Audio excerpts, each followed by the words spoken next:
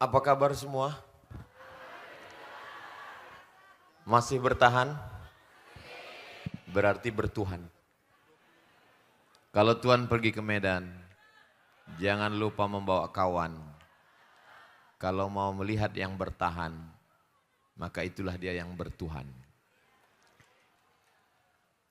Kalau mau tepuk tangan, kalau ragu nggak usah.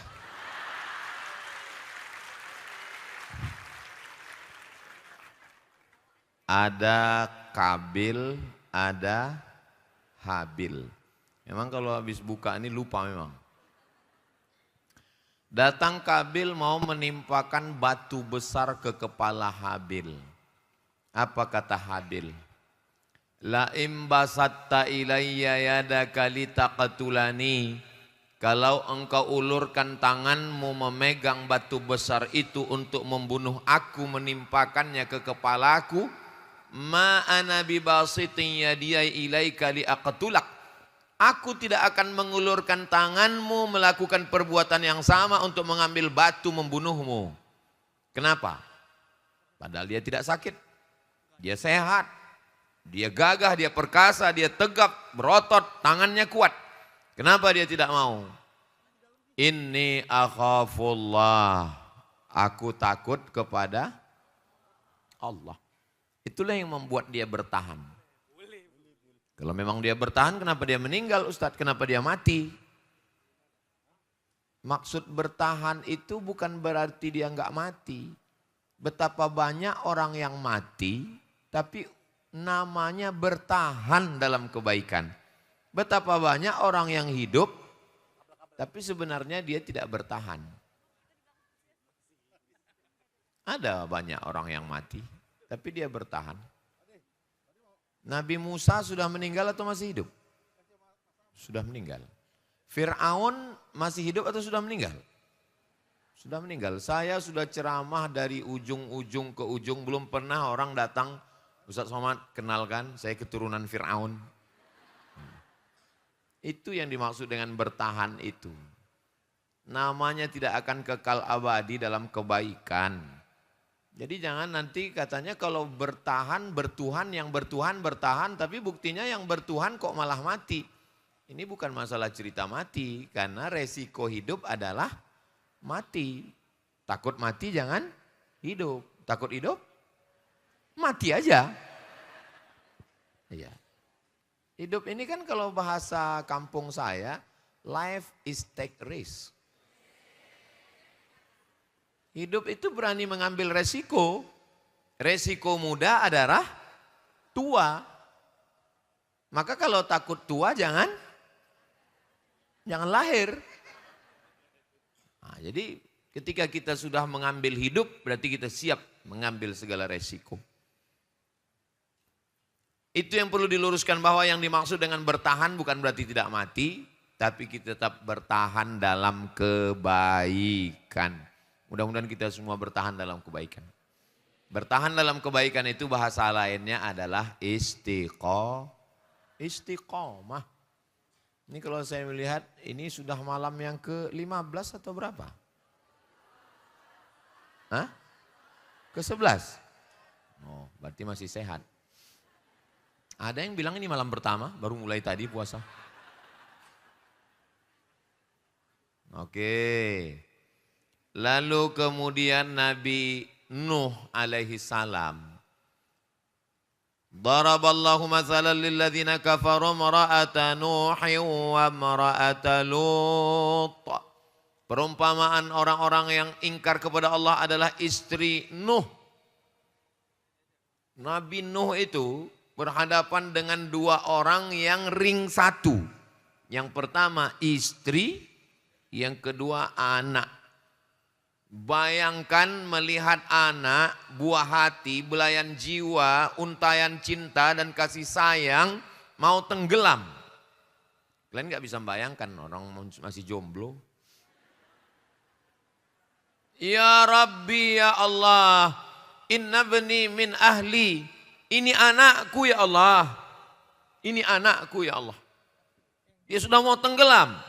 Hujan 40 hari 40 malam, seluruh belahan bumi mau tenggelam. Inna bni min ahli, anakku ya Allah. Apa kata Allah? Innahu laisa min ahlik, dia bukan anakmu.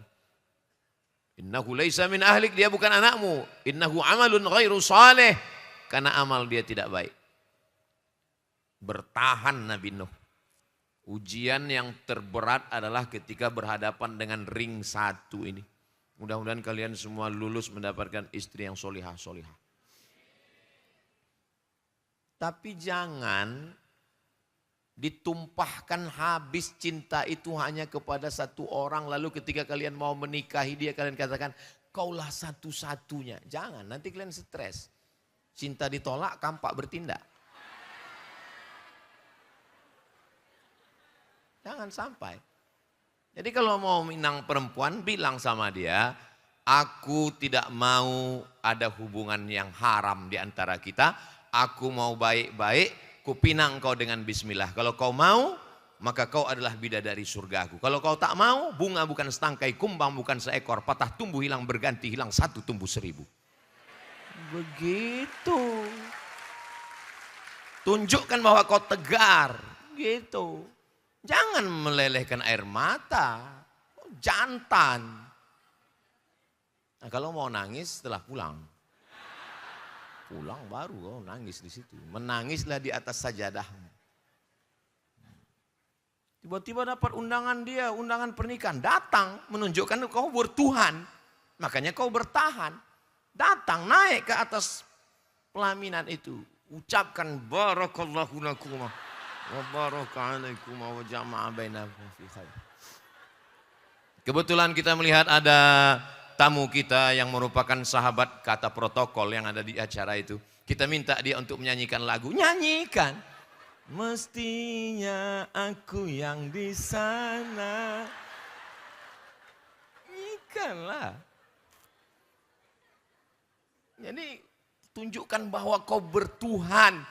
Bahwa hidup ini kan mau orang kaya, mau pejabat, mau orang berotot, mau hebat. Hidup ini yang terdiri dari jantung, nafas, paru, buah pinggang, tulang, kulit, darah. Siapapun yang kita letakkan di atas ini, pejabat, orang kaya, konglomerat, diplomat, penjual tomat, ustadz. Semuanya sama, yang terdiri dari tulang, kuku, bulu, kulit, jantung, paru. Apa bedanya? Enggak ada. Yang membedakan yang sejengkal ini kan. Cuman inilah yang membedakan. Sejengkal ke atas, sejengkal. Kalau di face off ini, sudah. Nafas kita, nafas cuma 2. Sekali tarik ke atas, sekali hembus. Sekali tarik, sekali hembus. Makanya disebut menghembuskan nafas yang terakhir. Nggak bisa ditarik lagi. Inilah hakikat manusia. Lalu yang membedakannya apa? Yang membedakannya ketika kita bertuhan. Jadi sesungguhnya, faqsusil qasasa, ceritakan kisah-kisah itu. Kisah yang mana? Kisah yang ada dalam Al-Quran itu. Al-Quran bercerita tentang orang-orang yang bertuhan. Nabi Nuh itu ujiannya berat sekali. Ya Allah, ya Allah, ya Allah, ya Rahman, jangan sampai kami mengalami beban yang seperti dialami Nabi Nuh. Rabbana la tuhammilna ma la taqata lana bih. Jangan berikan kami beban yang kami tidak sanggup untuk memikulnya ya Allah. Amin. Mendapatkan istri mak lampir. Nyi blorong, sundil bolong, suster ngesot.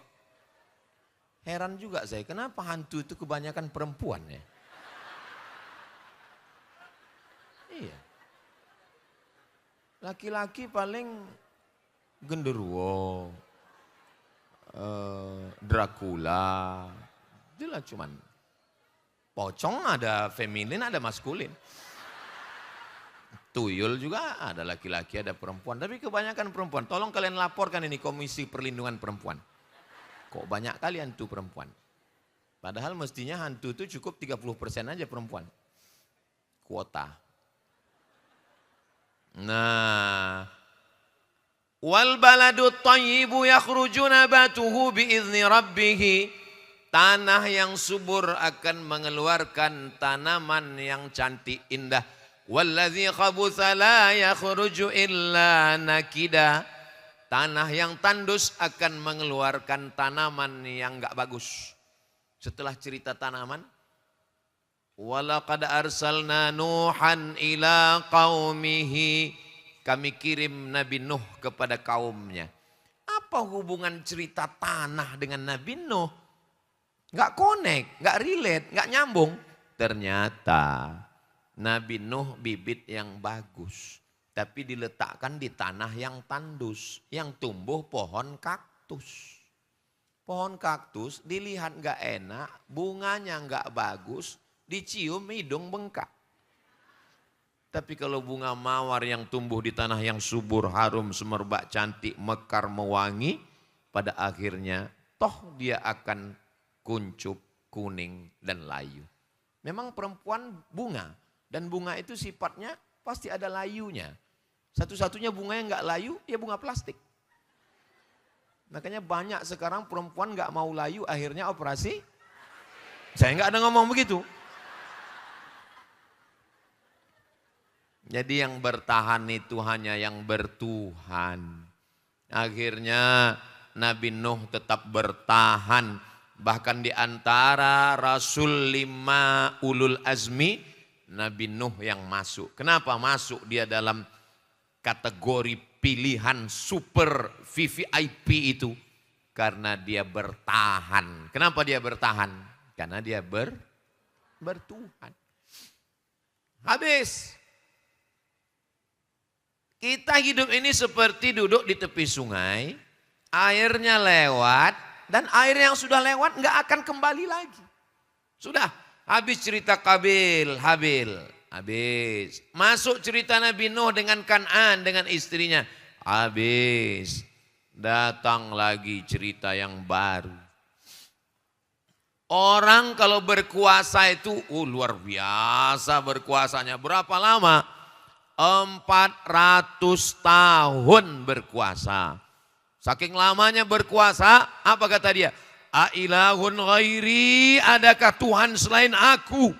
Rupanya orang kalau sudah terlalu lama berkuasa, lama-lama merasa jadi Tuhan. Namanya Namruz. Berapa lama dia berkuasa? 400 tahun. Berapa kali pilkada itu? Ilahun ghairi, adakah Tuhan selain aku? Semua enggak ada yang berani membantah. Siapa yang akan menghadapi dia? Yang menghadapi dia adalah yang bertuhan. Dan itulah yang bertahan. Makanya namanya kita sebutkan. Tadi di tarawih berapa kali disebutkan. Kama sallaita ala Ibrahim wa ala ali Ibrahim. Kama barakta ala Ibrahim wa ala ali Ibrahim. Ibrahim yang bertahan menghadapi dia. Menghadapi Namruz. Ibrahim gak ada memanah Namruz. Gak ada. Nabi Ibrahim gak ada menembakkan tombak ke Namruz. Gak ada. Nabi Ibrahim gak ada mencabut pedang untuk memancung kepala Namruz. Gak ada. Bagaimana cara Allah membinasakan Namruz? Datang nyamuk. Masuk ke hidungnya. Masuk ke hidungnya, masuk ke otaknya. Menggigit otaknya di dalam. Akhirnya dipukul-pukulnya kepalanya. Enggak juga, dihantukkannya ke dindingnya. Enggak juga, diambilnya martil, pukulnya, mati. Enggak ada yang sulit bagi Allah. Innama amruhu idza arada syai'an ayyaqula lahu kun. Kalau Namruz yang 400 tahun berkuasa dimatikan Allah hanya dengan nyamuk, apalagi Donald Bebek. Cincai lah itu. Mudah aja bagi Allah Subhanahu wa taala. Tapi jangan gara-gara ini lalu kita enggak berusaha, lalu kita enggak ada ikhtiar, lalu kita tidak menggalang persatuan, lalu kita tidak menunjukkan perasaan solidaritas kita kepada saudara kita. Jangan nanti ditanya, ente kayaknya enggak pernah mendoakan, ya udah serahkan aja sama nyamuk. Innallaha la yastahi an yatriba masalan ma ba'udatan fama fawqaha. Allah tidak malu menciptakan makhluk yang kecil. Fama fawqaha, yang lebih kecil lagi dari nyamuk. Tidak malu Allah menciptakannya. Kenapa? Karena ada rahasia di sana. Apa yang lebih kecil dari nyamuk? Bakteri, kuman, penyakit. Berapa banyak orang-orang kaya, pejabat-pejabat, orang-orang sombong mati karena bakteri. Begitulah hebatnya Allah Subhanahu wa taala. Nabi Musa, Nabi Ibrahim alaihissalam sampai hari ini bertahan. Dan tidak hanya Ibrahim, wa ala ali Ibrahim. Ali keluarga Ibrahim. Siapa keluarga Ibrahim? Sarah. Menikah dengan Sarah, enggak punya anak. Lalu kemudian ada seorang putri raja dari Mesir yang ditawan. Jangan katakan Hajar itu budak. Lalu budak melahirkan anak. Dia bukan budak. Dia putri raja yang tertawan. Lalu menjadi budak. Beda kalau budak asli. Dia putri raja yang tertawan. Lalu menjadi budak. Dinikahkan dengan Nabi Ibrahim. Itulah dia Sarah. Mengandung. Setelah Nabi Ibrahim berumur 96 tahun. Dengan doanya Rabbi habli minas sholihin. Rabbi habli minas sholihin. Rabbi habli minas sholihin. 96 tahun. Jamaah datang. Ustadz tolong doakan saya punya anak. Sudah berapa lama kau berdoa? Baru pagi tadi. Nabi Ibrahim aja 96 tahun. Dia tetap bertahan. Karena dia bertuhan. Apa yang terjadi? Istrinya hamil. Hajar hamil. Tapi kemudian Allah mengatakan, bawa Hajar dan anakmu yang masih kecil itu biwadin ghairi dzi zar'in, di sebuah lembah yang tak ada tanaman, inda baitikal muharram, di samping Baitullah, di samping Ka'bah. Dari Palestina dia berjalan ke Makkah. Mudah-mudahan panjang umur, sehat badan, kita nanti pergi umroh ke Baitullah. Ongkos tanggung masing-masing.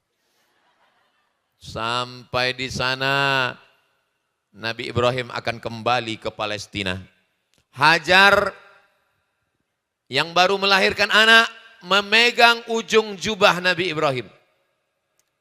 Nabi Ibrahim sudah siap-siap mau pulang ini. Dipegangnya ujung jubah Nabi Ibrahim. Apa kata Hajar? Allahu amaraka bihadza. Apakah Allah yang menyuruh engkau meninggalkan kami di sini wahai Ibrahim? Allahu amaraka bihadza. Allah yang menyuruh engkau meninggalkan kami di sini? Tentu suaranya enggak setajam itu. Masa ngomong sama suami gitu? Allahkah yang menyuruh engkau meninggalkan kami di sini wahai Akang Ibrahim? Atuh, kalau dia kebetulan orang Sunda. Apa jawab Nabi Ibrahim? Nabi Ibrahim hanya menjawab dengan satu kata. Naam. Iya. Langsung Hajar melepaskan tangannya dan berkata, idzan layyudayyi'ana. Kalau memang Allah yang menyuruh, dia tidak akan menyia-nyiakan kami. Kenapa dia bertahan? Karena dia bertuhan. Perempuan, anak raja, punya suami, nabi, mengandung anak kecil, melahirkan anak kecil, ditinggalkan di lembah yang tak ada tanaman, lumut pun tak ada. Karena tak pernah turun hujan, kering kerontang. Bayangkan sendiri Saudi Arabia musim panas. Jangankan kita, sendal swallow begulung macam martabak. Panasnya minta ampun. Ditinggalkan di situ. Kenapa dia bertahan di situ? Karena dia bertuhan. Apa kata dia? Yang meninggalkan kami pencari rezeki.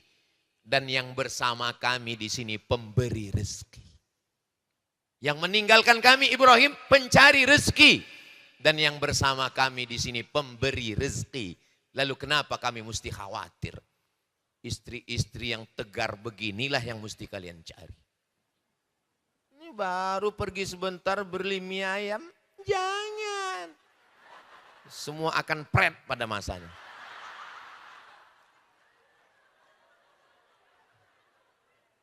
Begitu. Jadi kalau kalian mau pergi, pergi dulu ya dek. Idzan layyudayyi'ana. Yang pergi pencari rezeki. Yang di sini pemberi rezeki. Tinggalkan nomor rekening dan kartu ATM. Mau touring silakanlah touring. Mau mancing silakan mancing. Begitu menjadi istri yang tegar. Saya ngomong begitu menghadap matanya ke kalian. Kalau ngadap ke sini nanti orang ini tersinggung, sakit hati. Saya kalau Ustadz Somad itu ngomong sakit kali hatiku, seolah-olah dia mau ngejek-ngejek aku. Kuncin dengar omongan saya satu aja, jangan tersinggung. Ada beberapa orang tersinggung, meninggal. Ada yang tersinggung? Takut kalian mati. Apa yang terjadi? Persediaan air kering, air susu kering. Tapi dia bukan perempuan yang lemah. Dia tidak mengangkat tangan, ya Tuhan. Enggak. Dia tidak mengutuk nasib, kenapa aku ditinggalkan? Tidak. Dia lari ke atas bukit Sofa, enggak ada air. Dia lari ke atas bukit Marwah, enggak ada air. Sofa, Marwah, 500 meter. 500 meter Pak Ustadz, terserah aku lah mau meter. Enggak ada air. Ternyata Allah mau kasih air bukan dari tumit orang yang sudah dewasa. Ternyata Allah mau kasih air bukan dari tumit yang berjalan. Allah kasih air dari tumit anak bayi yang baru lahir, yang menggesekkan kakinya ke pasir. Kalau Allah mau, Allah kasih bukan dari kaki yang kokoh yang lari ke atas bukit Sofa dan Marwah. Tapi Allah kasih dari kaki yang lemah yang belum bisa berjalan. Tiba-tiba dia kembali, dia lihat air itu sudah ada. Kata dia, berkumpullah air, berkumpullah. Bahasa Arabnya zam-zam, berkumpullah. Tapi jangan gara-gara ini nanti kalau ngumpul, kita zam-zam nanti ya. Zam-zam, berkumpullah. Akhirnya air itu berkumpul. Nabi Ibrahim itu diperkirakan hidup 1800 tahun sebelum Masehi. Sekarang sudah 2026. 1800 sampai tambah 2026 berarti banyaklah pokoknya. 3826 hampir 4.000 tahun yang lalu air itu masih tetap mengalir sampai hari ini. Kenapa bertahan? Dari perempuan yang bertuhan. Siapa yang ngasih judul? Saya sepanjang-panjang ceramah belum pernah judulnya pendek gini. Bertahan bertuhan, bertahan bertuhan. Ada-ada aja judul Hijrah Fest ini. Biasa kalau saya ngisi itu dengan spirit Ramadan, mari kita perbaiki akhlakul karimah, takwa. Ini enggak, bertahan bertuhan, bertahan bertuhan. Tapi enak juga saya ngomong, kenapa dia bertahan? Karena dia bertuhan. Karena dia bertuhan maka dia gitu.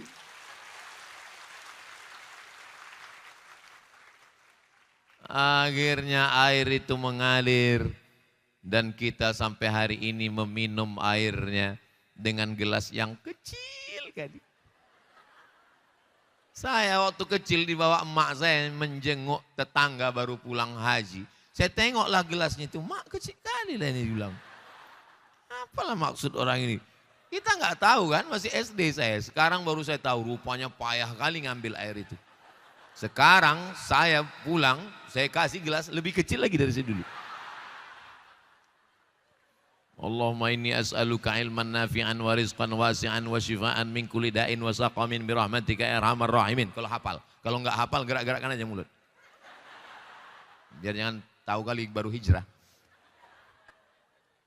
Cuman kalau yang datang itu pejabat-pejabat biasanya saya kasih ceret besar. Saya kasih. Pas sudah mau udah habis, dituang orang itu lagi. Setiap dia nuang, jantung saya sakit. Gitu. Kan gitu jantung.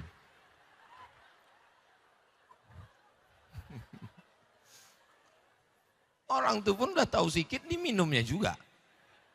Apalah salahnya dibiarkannya aja gitu kan? Nah, ternyata begitulah Allah ingin menunjukkan siapa yang bertuhan, dia akan bertahan. Setelah anak remaja, falamma balagha ma'ahu sa'ya, ketika sudah sampai dia bisa berusaha, apa yang terjadi? Datang Nabi Ibrahim alaihissalam. Ya bunayya, ya ibni, oh my son. Tapi kalau ya bunaya, oh buah hati belayan jiwaku, untayan kasih sayangku. Itu arti makna ya bunaya. Ya bunaya wahai ananda, inni ara fil manam. Aku melihat dalam mimpiku. Anni adzbahuka, aku menyembelih lehermu. Fanzur madza tara. Apa pendapatmu wahai anakku? Kalau mau mengetes anak kita itu bertuhan dan bertahan, cobalah pakai ini. Pulang dari sini nanti bilang sama dia. Ya bunayya, wahai anakku. Iya papa, tadi malam aku melihat dalam mimpiku aku menyembelihmu.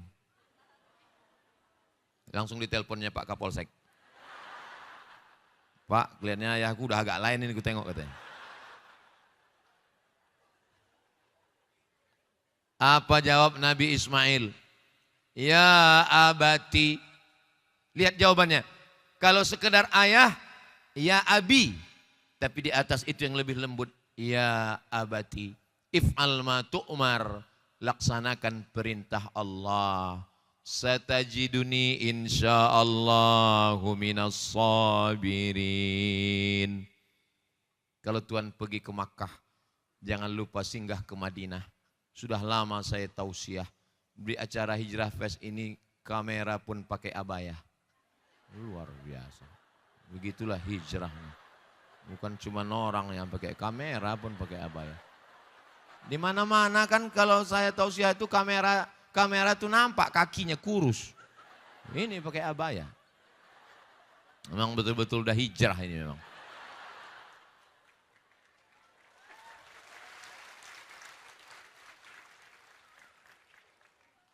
Apa kata Ismail alaihissalam? Ya abati wahai ayah, if'al ma tu'mar, laksanakan perintah Allah. Satajiduni insyaallah.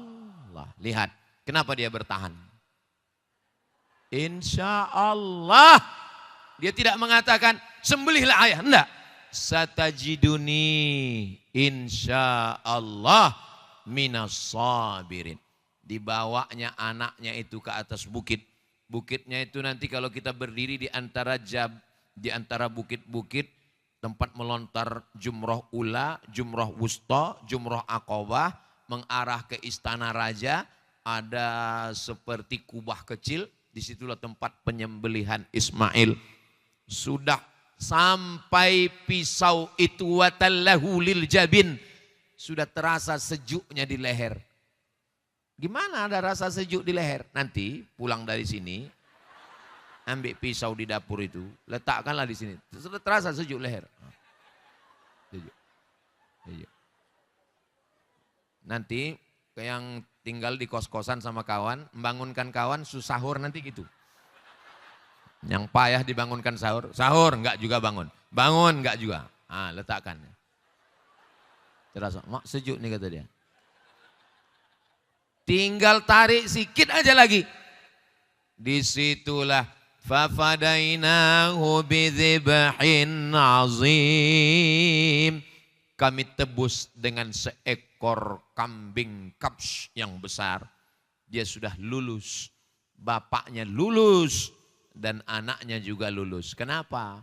Karena mereka bertuhan. Sudah putus sudah tauhidnya kepada Allah subhanahu wa ta'ala. Bagaimana dengan Sarah? Hajar sudah selesai. Sarah yang sudah diponis maaf mandul, nggak akan punya anak, suaminya sudah tua. Ternyata Sarah melahirkan anak dan jarak umur antara Ismail dengan Ishak 13 tahun. Jika umur Ibrahim waktu Ismail lahir 96 tahun, jarak usia Ismail dengan Ishak 13 tahun, berapakah umur Nabi Ibrahim waktu Ishak lahir?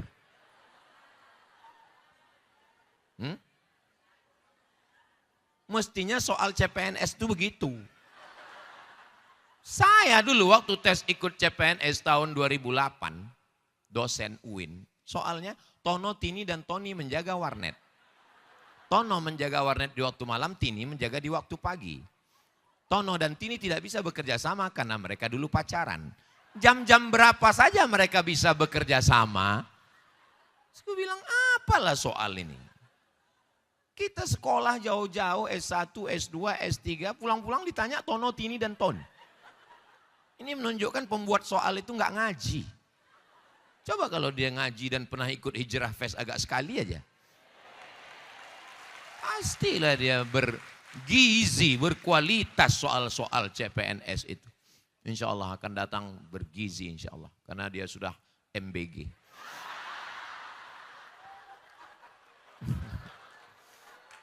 Nah, dia memang iklan itu masuknya 30 menit. Lalu kemudian ternyata hamil. Ishak, bahasa Ibraninya. Bahasa Arabnya yithak, yadhak, dohika yadhaku, yithak, yadhak. Artinya tersenyum. Ishak itu artinya tersenyum. Kenapa tersenyum? Nabi Ibrahim tersenyum melihat perbuatan Allah terhadap dirinya. 96 tahun gak punya anak. Istri sudah divonis mandul. Menikah dengan Sarah. Diantarkan Hajar ke tempat yang jauh. Ternyata punya anak. Senyum. Pada akhirnya setelah melihat takdir hidup kita ini. Akhir-akhir ujung-ujungnya nanti kita akan tersenyum. Saya kalau saya lihatlah takdir Allah ke hidup saya. Allah. Akhirnya saya tersenyum juga. Tengoklah senyum saya. Tersenyum saya melihat bagaimana Allah mengatur hidup saya. Pulang saya kuliah. LC Al-Azhar Mesir, MA Maroko. LC MA, lagi cemas mencari anak gadis. Satu pun gak ada orang yang mau mengasihkan anaknya ke saya. Dia khawatir nengok saya kurus kering, mati anakku nanti. 17 lamaran untuk nyari kerja. Filenya masih saya simpan sampai sekarang di laptop saya. Bolak-balik ganti laptop tapi file itu gak boleh hilang. Untuk mengenang bahwa hidup marit pontang panting tunggang langgang lintang pukang. Kepala jadi kaki, kaki jadi kepala. Lamaran ke sini, lamaran ke sini, lamaran ke sini. Enggak ada. Sampai akhirnya saya ikut tes dosen di UIN Ciputat. Jakarta ini saya ikut tes dosen. Tes bahasa Arab, TOEFL, Test of Arabic Foreign Language. Lulus. Mesir 4 tahun, Maroko 2 tahun, kecil lah. Jangan tepuk tangan dulu, sedih nanti ceritanya. Saya menulis tesis 300 halaman di Maroko, Darul Hadis. Yang manusia diterima di situ cuma 20 orang. 15 orang orang Arab dan cuma 5 orang orang asing. Dan akulah salah satunya. 300 halaman sudah disidang oleh 3 profesor berbahasa Arab. Rijalul Muwatta' was Sahihain alladzina dha'afahumun Nasa'i fi kitabid du'afa wal matrukin jam'an wa dirasatan. 300 halaman. Tiba-tiba pas keluar pengumuman, saya pun gak berani ngelihat pengumuman itu. Pas saya lagi di Metro Mini di Kampung Melayu. Lagi saya pegang, orang lagi rame, masuk SMS. Saya buka SMS dari kawan, WhatsApp belum ada lagi. SMS, Mat kau nggak lulus katanya. Kan udah aku bilang tadi jangan tepuk tangan. Itulah kalian.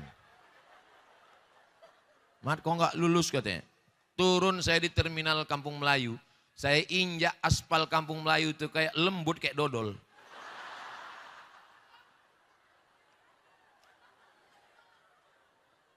Sekarang, kemarin saya ceramah di kantor masjid Menteri Pendidikan. 3 menteri. Menteri Pendidikan Tinggi, Menteri Pendidikan, Menteri Kebudayaan, wakil-wakil menteri. Pada akhirnya saya tersenyum melihat takdir saya itu. Begitulah Allah mempermainkan. Tunggu banyak sedih-sedihnya lagi. Kalian mau cepat aja, itulah. Gak ada akhirnya. Di Brunei Darussalam pulang saya dari Maroko, tiket saya cuma sampai di Jeddah. Habis itu saya melaksanakan haji, Temus, tenaga musiman, ngurus jamaah haji. Habis itu 3 bulan saya kerja, nyari duit. Habis itu saya pun pulang beli tiket ke Brunei Darussalam. 15 hari habis visa, keluar saya sebentar ke Kucing. Habis itu masuk lagi. 15 hari habis visa, keluar lagi saya ke Kucing. 40 hari saya ngelamar nyari kerja ke sana kemari. Enggak ada satu pun dapat. Makanya kemarin waktu saya ceramah di depan Sultan. Ada kalian tonton videonya? Kalau belum nanti ku share. Datanglah orang berbisik ke saya. Ustadz Somad, ya, ini yang di atas ini semuanya orang Brunei. Belum pernah dalam sejarah orang asing ada di sini. Ustadzlah orang pertama yang ada di sini. Tersenyum saya melihat takdir. Bagaimana Allah mempermainkan nasib saya itu. Tapi saya berdoa, jangan sampai kalian macam aku. Enggak kuat kalian. Biar aku aja.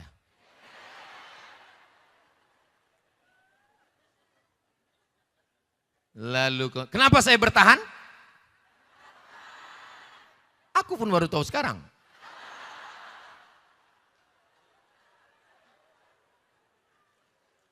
Habis. Ini ibarat kita sedang duduk di tepi sungai. Lewat satu Kabil Habil. Selesai. Datang masa Nuh. Selesai. Datang masa Ibrahim. Selesai. Datang masa Musa. Musa lebih menyakitkan lagi. Kalau Nabi Ibrahim, Nabi Ismail, Nabi Musa masih dalam kandungan, belum lahir, sudah ada razia. Razianya apa? Semua anak kecil sembelih hidup-hidup. Apa dosa Musa? Enggak ada dosa Nabi Musa. Tiba-tiba Fir'aun waktu itu suatu malam bermimpi, dia lihat ada anak bayi menarik mahkotanya. Besok pagi dia kumpulkan semua One Team Fir, Dewan Pertimbangan Fir'aun. Kumpul semua, kumpul. Ini gawat darurat nih katanya. Ada apa Mas Pir? Tadi mohon maaf Pak Firman ya. Tadi malam aku bermimpi. Apa mimpinya? Ada anak kecil menarik mahkota aku. Datanglah dukun. Dukun ini biasanya kalau sekarang lembaga survei. Wah ini bahaya ini Pak. Ini bahaya. Ini ada anak lahir ini mengancam, ini ancaman ini. Jadi gimana tindakannya? Kalau begitu semua anak yang lahir sembelih. Itu yang diceritakan di awal surat Al-Baqarah. Yudzabbihuna abna'akum wa yastahyuna nisa'akum. Kira-kira udah mirip Ustadz Muzamil belum? Sikit kau bilang. Semua anak kecil disembelih. Tapi lihatlah bagaimana. Yang menyelamatkan Nabi Ibrahim. Yang menyelamatkan Nabi Musa. Bukan laki-laki yang gagah perkasa. Tapi makhluk yang dikatakan orang lemah tak berdaya. Wa auhayna ila ummi Musa. Kami ilhamkan kepada ibu Musa. An ardi'ihi, susukan anakmu. Anak, biar supaya dia tenang, susukan. Makanya kalau membawa anak kecil naik pesawat, susukan. Fa in khifti alaihi, kalau kau takut nanti dia ditangkap tentara Fir'aun. Fa alqihi fil yammi, hanyutkan dia ke sungai Nil. La takhafi, jangan takut. Wala tahzani, jangan sedih. Inna radduhu ilaiki, nanti kami akan mengembalikannya kepadamu. Waja'iluhu minal mursalin, kami akan menjadikannya rasul kami. Dihanyutkanlah sungai Nil, sungai terpanjang dari mulai Mesir sampai ke Sudan, sampai ke lembah Victoria, menembus laut Mediterania, disitulah dihanyutkan Nabi Musa alaihissalam. Dihanyutkan. Ternyata hanyutnya ke tempat perempuan yang selama ini ingin punya anak. Dan dia merindukan anak. Enggak hamil. Lalu kemudian dia melihat ada kotak kayu. Hah? Ada kotak kayu. Dia panggil dayang-dayangnya. Ambil itu ada kotak kayu. Akhirnya dibuka, mereka buka, mereka lihat. Wow, amazing. Kaget mereka. Ada anak kecil katanya. Rupanya Allah Ta'ala ingin menyelamatkan. Dia justru hidup di rumah Fir'aun. Fir'aun yang mau membunuh dia. Di rumah Fir'aun itulah dia besar. Tapi Fir'aun udah mulai curiga. Kata Fir'aun agak lain anak nih gue tengok kata Fir'aun. Ini ku tes dulu. Lalu Fir'aun ngomonglah ke ibu Dharma wanita ini kan kata dia. Coba kita tes dulu mama. Ya kita tes. Diletakkanlah bara api sama roti. Kata Fir'aun, nanti kalau anak ini ngambil roti, berarti betul dia yang akan mengambil mahkotaku. Kita sembelih dia. Dan Nabi Ismail, Nabi Musa hampir mengambil roti karena setan mengarahkan tangannya. Tapi kemudian Allah menolong, dia mengambil bara api, terkena lidahnya sedikit. Kalau lidah kita lecet ngomong kita kan gak jelas kan. Nah itu makanya kawan saya Pak Ustadz lidahnya bagus gak jelas juga ngomongnya.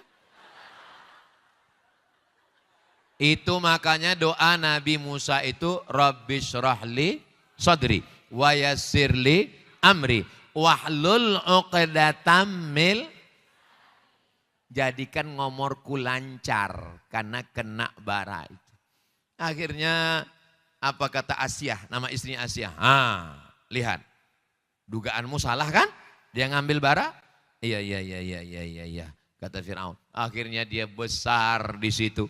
Tapi Allah ingin keluarkan dia. Allah cuman ingin dia besar di situ. Tapi Allah dia tidak ingin bertahan sampai tua di situ. Bagaimana cara Allah mengeluarkan dia?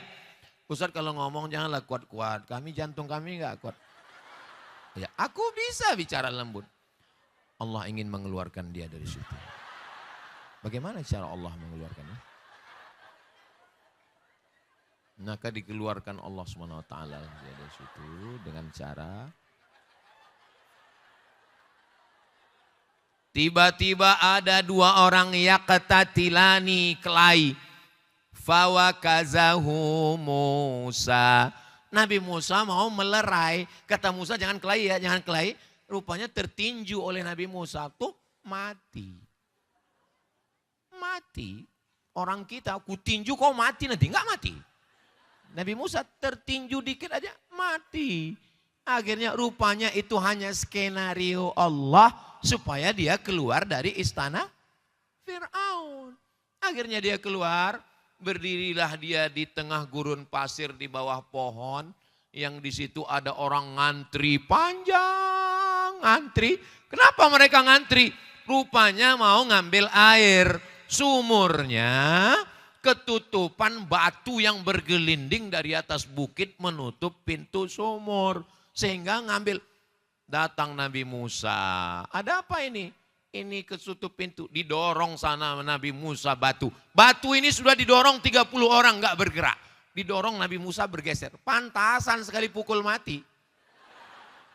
Tenaga 30 orang. Dia orang. Nah kata mereka, karena kau yang bisa mendorong, silakan kau ngambil air duluan. Bukan aku, kata Nabi Musa. Ladies first. Ternyata di situ ada perempuan yang lagi ngantri. Nah, perempuan inilah yang ngambil air. Akhirnya perempuan ini bertanya, kamu dari mana, mau kemana, tinggalnya di mana? Nah, akhirnya rupanya ini anak Syuaib. Kata dia, saya nggak punya tempat tinggal. Oh kalau gitu bapak saya juga lagi mau mencari pekerja. Akhirnya dibawalah. Dan kebetulan anak Nabi Syuaib ini menjunjung air di atas kepalanya. Nabi Musa di belakang. Tiba-tiba angin bertiup kencang. Sehingga mohon maaf nampak lekuk tubuhnya. Biasa orang kalau angin kencang kan bertiup. Zaman dulu begitu. Zaman sekarang nggak ada angin pun nampak lekuknya. Lalu kemudian kata Nabi Musa, Anak Syuaib, ya kamu di belakang biar aku yang ke depan. Kenapa dia bertahan? Dia bertuhan. Mereka terus sampai ke Syuaib. Sampai ke Syuaib, apa kata anak Syuaib? Inna khaira man ista'jartal qawiyul amin. Ayah mau cari pekerja kan? Iya. Inna khaira man ista'jarta. Kalau mau cari pekerja sifatnya dua ya. Yang pertama al-qawiyu, orangnya kuat. Al-amin, orangnya amanah. Mana orangnya?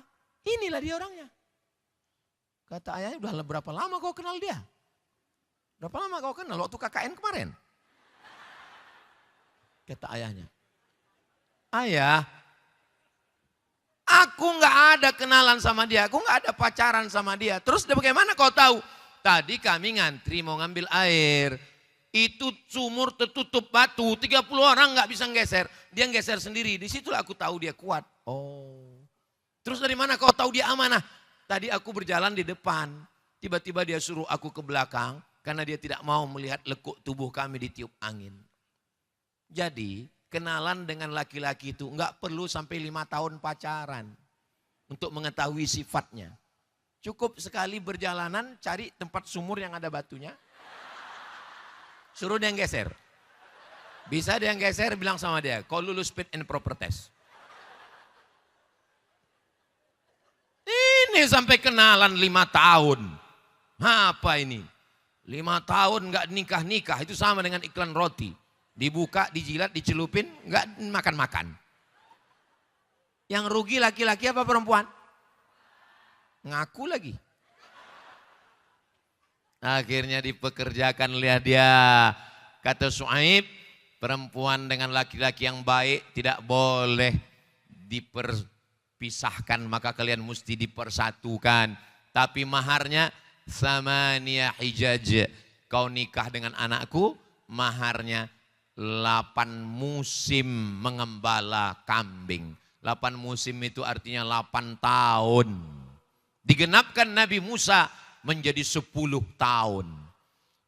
Enggak ada satupun ayat Al-Quran bercerita tentang cantiknya anak Syuaib. Enggak ada. Satu-satunya ayat yang bercerita tentang anak Syuaib cuma 1 ayat. Bagaimana? Tamshi ala istihya, berjalan dengan sifat malu-malu. Ternyata kalau ada perempuan yang menjaga malu, perempuan yang menjaga kemaluan, perempuan yang memiliki sifat malu, maka dia layak untuk dipinang dengan mahar 10 tahun menjaga kambing bapaknya. Sekarang banyak orang cantik tapi tak tahu, bukan kata saya. Mudah-mudahan Allah menjaga anak-anak muda ini semua insya Allah. Ustadz kok mengatakan mudah-mudahan Allah menjaga anak muda? Kalau orang tua nggak perlu dijaga. Malaikat maut udah dekat. Jangan gitulah Pak Ustadz. Ini kami kan nggak muda semua, ada juga orang tua. Saya tidak melihat ada orang tua di sini. Kalaupun ada, itu hanyalah anak muda yang terjebak di tubuh yang tua. Kenapa Allah buat dia 8 tahun mengembala kambing disempurnakan 10 tahun? Karena untuk jadi pemimpin mesti sabar seperti orang mengembala kambing. Mengembala kambing kalau kambingnya 30 berangkat, pulangnya juga mesti 30. Kalau di situ ada kambing jantan, kambing betina, kambing kurus, kambing gemuk, kambing hamil, maka semuanya mesti selamat. Maka mestinya menjadi pemimpin, presiden, bupati, gubernur, wali kota, DPR, DPRD, DPD, mesti fit and proper testnya disuruh gembala kambing. Mengembala, menjaga, kesabaran, mengayomi, melindungi. 30 ekor kambing ini jangan sampai ada yang diterkam serigala. Jangan sampai ada dimakan oleh binatang buas. Begitulah cara setelah dia siap, barulah Allah mengatakan kepada dia, idhab ila Fir'aun. Pergi hadapi Fir'aun. Innahu tagha. Dia sudah melampaui batas. Wahai Musa, pergilah engkau menghadapi Fir'aun. Dia sudah melampaui batas. Tapi katanya Pak Ustadz yang bertahan itu cuma bertuhan. Ya, Nabi Musa bertahan. Tapi Fir'aun bertahan juga. Mana bertahan? Mati dia tenggelam di Laut Merah. Tapi Nabi Musa meninggal juga Pak Ustadz. Makanya definisinya bukan berarti bertahan itu enggak mati. Sama-sama meninggal. Tapi Fir'aun matinya dalam keadaan su'ul khatimah. Sedangkan Nabi Musa dikenang sepanjang zaman. Sampai hari ini orang Israel tetap memuliakan Nabi Musa. Nasrani mengakui Nabi Musa. Dan Islam mengakui Nabi Musa. Berapa orang di Indonesia ini yang namanya Musa? Coba survei.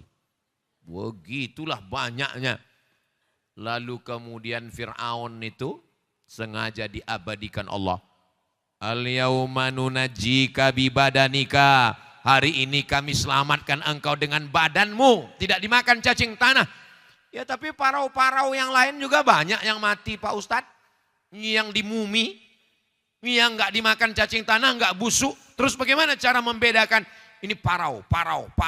Yang mana parau yang ketemu dengan Nabi Musa itu yang mana? Yang di dalam paru-parunya ada garam. Yang lain enggak ada garam. Kenapa di dalam parunya ada garam?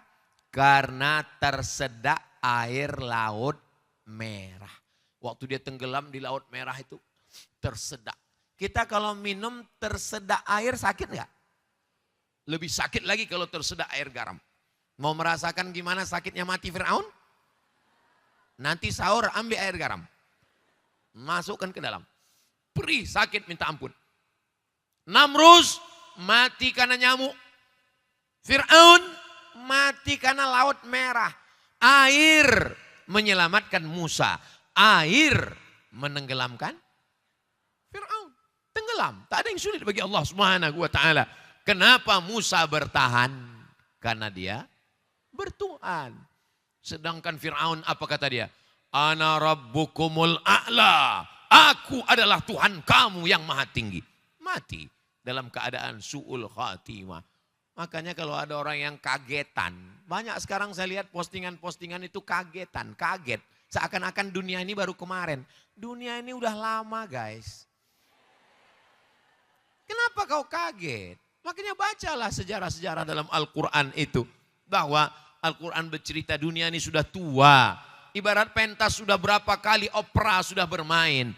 Dan kita menonton dunia yang penuh dengan panggung sandiwara. Dan pada akhirnya layar yang kembang akan tutup, lampu akan mati, yang di atas pentas akan turun ke bawah. Ini yang ada di atas ini, kalau sudah berakhir cerita, akan turun ke bawah. Berapa menit lagi Pak Ustadz? 7 menit lagi. Ustadz kok tahu? Ada menitnya di situ. Ustadz berapa lama di atas ini? 60 menit. Habis ini aku akan turun. Yang di atas akan turun ke bawah, dan yang di bawah akan naik ke atas. Kenapa? Membereskan kursi ini.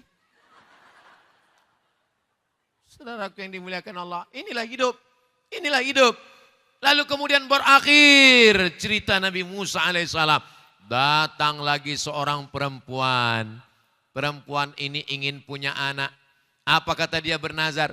Inni nazartu laka ma fi batni muharrara. Aku bernazar anak yang ada dalam perutku ini nanti kalau lahir akan aku jadikan muharrara. Muharrara artinya khalisan li khidmati Baitul Maqdis. Dia enggak akan berkebun korma, dia enggak akan jadi pegawai raja, dia enggak akan berniaga, dia hanya akan menjaga Baitul Maqdis.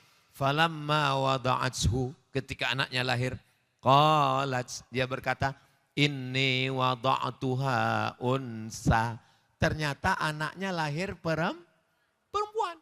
Sedangkan waktu itu yang menjaga Baitul Maqdis mesti anak laki-laki. Apa kata dia? Ya Allah, anakku perempuan. Wa inni samaituha Maryam.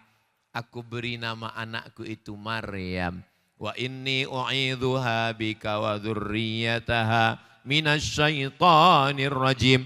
Aku mohon kepada engkau, jagalah dia dan jaga anak keturunannya dari setan yang terkutuk. Dan Maryam pun berada di tempat yang suci namanya mihrab. Nama itulah cikal bakal tempat imam yang disebut dengan mihrab. Siapa yang merawat dia? Ayahnya meninggal. Yang merawat dia adalah Zakaria. Kullama dakhala 'alaiha Zakaria al-mihrab. setiap kali Zakaria masuk ke dalam mihrab, wajada indaha rizqa. Dia lihat di situ ada makanan. Buah-buahan musim panas ada di musim dingin, buah-buahan musim dingin ada musim panas. Beda dengan meja ini, panas dingin pun enggak ada. Wajada, udah buah sama makanan tadi semua di belakang udah. Sengaja enggak diletakkan di sini supaya enggak mengganggu konsentrasi jamaah. Karena kalau diletakkan di sini kalian semua kan menengoknya itu. Ya Maryamu anna laki hadza. Maryam, ini dapat dari mana? Innallaha yarzuqu man yasha. Allah kalau memberi rezeki bighairi hisab. Bighairi hisab maknanya dua. Yang pertama unlimited, tidak terhitung. Yang kedua enggak bisa diduga, enggak bisa disangka kalau Allah mau memberikan. Dia menjaga dirinya. Sampai akhirnya kita akan diuji dengan apa yang sedang kita tekuni. Kalau kita sedang hijrah, disitulah ujian datang. Kalau kita sedang jaga diri dari perempuan, disitulah ujian perempuan datang. Kalau kita sedang, apa yang sedang kita pikirkan, itu ujiannya datang. Maka ada artis hijrah yang saya lihat postingannya tentang poligami aja.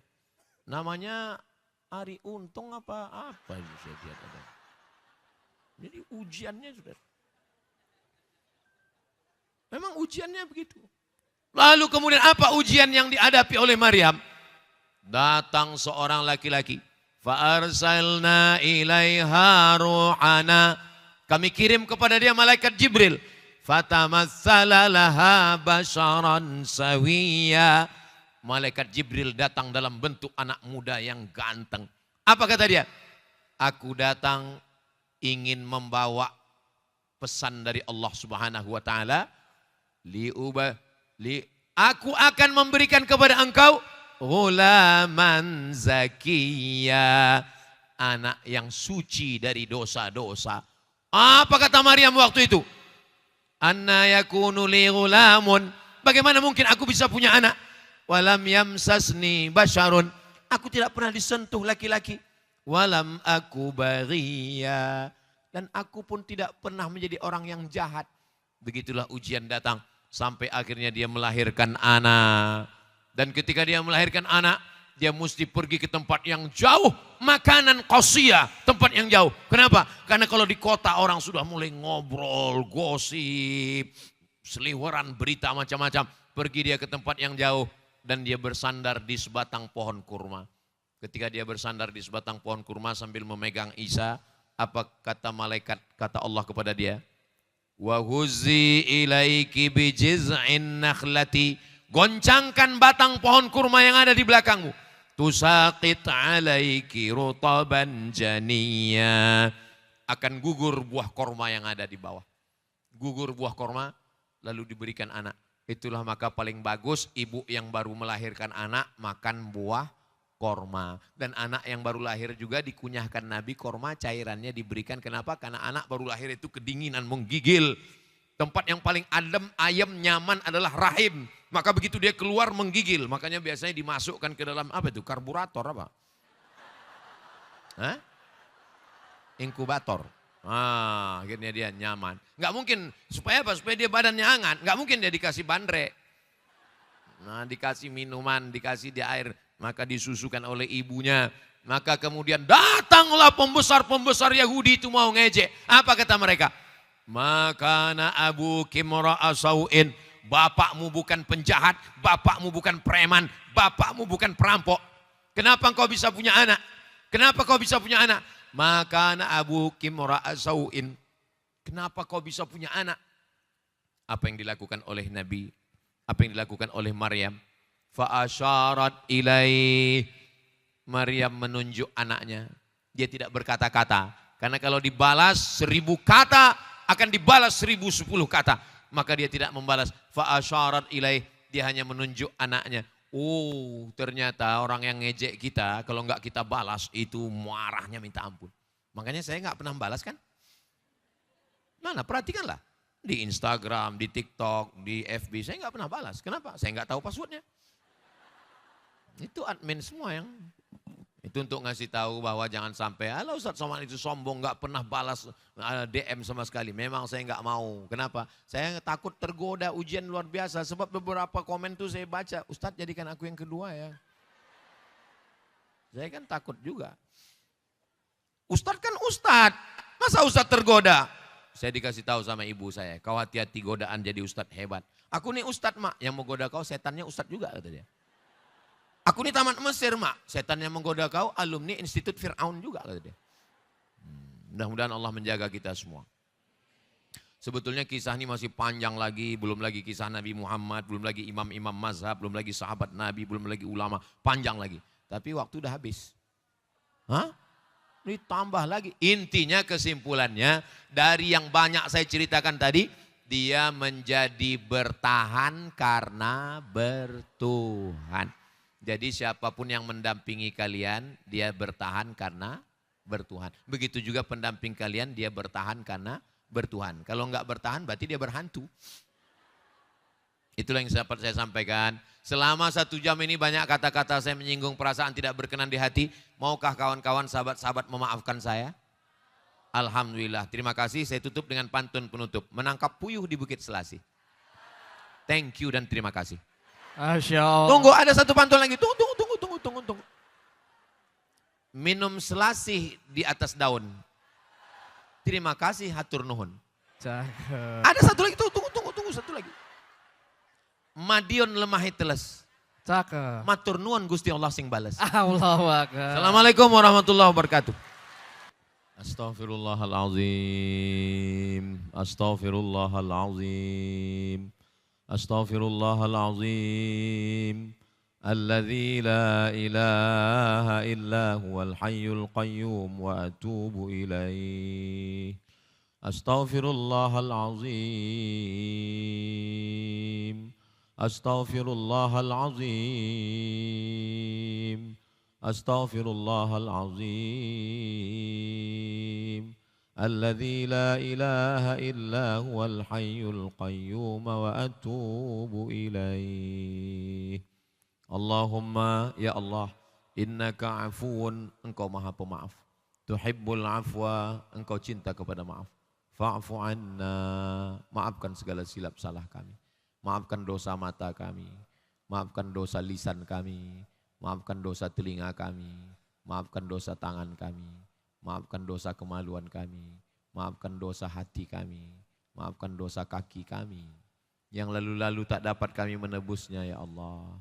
Yang akan datang kami belum tahu, engkau yang maha tahu ya Allah. Fitnah akhir zaman yang luar biasa. Ampunkan ayah kami yang selalu memikirkan kami. Dia tidak tidur malam demi untuk sekolah kami, keluarga kami. Dia ingin memikirkan masa depan kami. Dia tidak pernah berkata, dia hanya selalu berdoa, bermunajat. Kalau dia masih hidup, sehatkan badannya ya Allah.